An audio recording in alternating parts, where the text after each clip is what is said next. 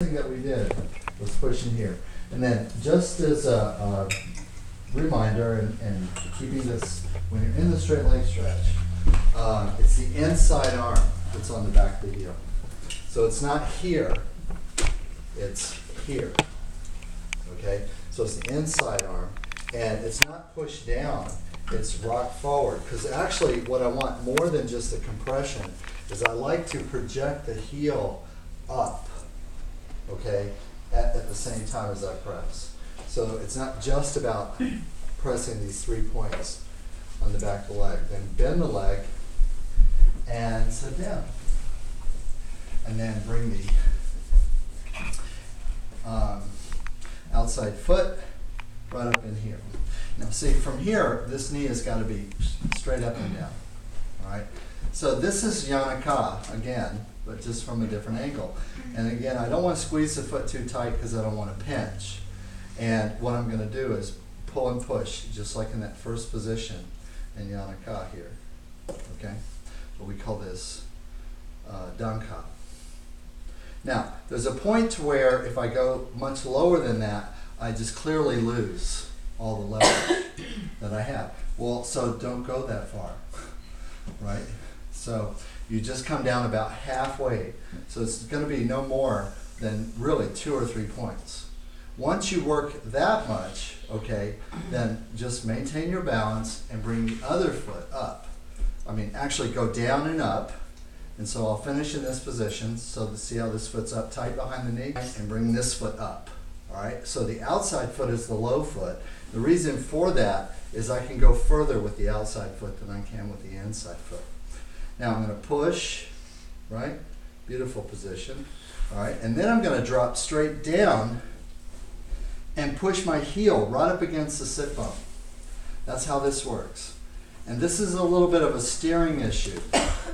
As I bring the knee back into traction to hip, what's going to happen is she's going to pop up and over my foot, right? Now, if my heel's not up against the hip, be aware of this because you'll feel it.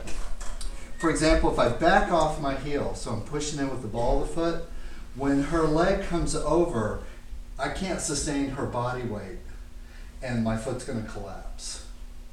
Okay? I don't want my foot to collapse. I literally am going to lift her up and over my foot, and the ball of my foot's in the back of her hip joint. So that's why we call this tractioning the hip, or traction the hip. So I push my foot strong, my heel strong up against the sit bone. And I have to use a little steering because the leg might wobble. And I'm going to pull her, and see how she pops up right over. And right there's the traction. Okay? And it's a 3-joint traction and decompression. Hip, knee, and ankle. Okay? So one more time. Here. And if they roll off to the inside, you have to back off a little bit. They roll off to the either direction. Do your correction. Now, if you see from the side, notice that my foot stays square all the way through. Can you see my foot? So even when I'm at full extension, my foot is square. Okay? And then just do that one time. Come up and put the foot down right here for the next technique. All right, so you're up. Okay. Next. Fight. All right, here we go. So the last thing that we did, because I want to work on this transition, bring the foot up and over, use the inside hand, and push.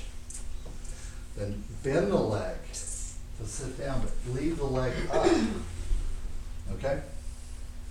Now the foot comes up and pull. Push. Balance how hard you pull with how hard you push, and they won't fall down. Bring the other foot up, and now walk. Okay?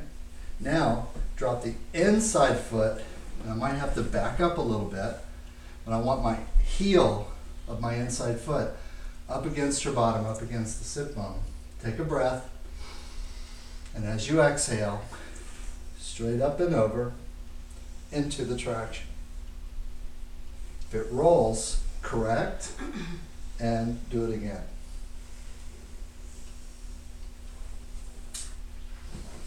And up, and plant the foot. That's your escape. Okay? Let's do it. Just that step. Or 2 steps. Yeah, the outside foot's the first one under the knee, right?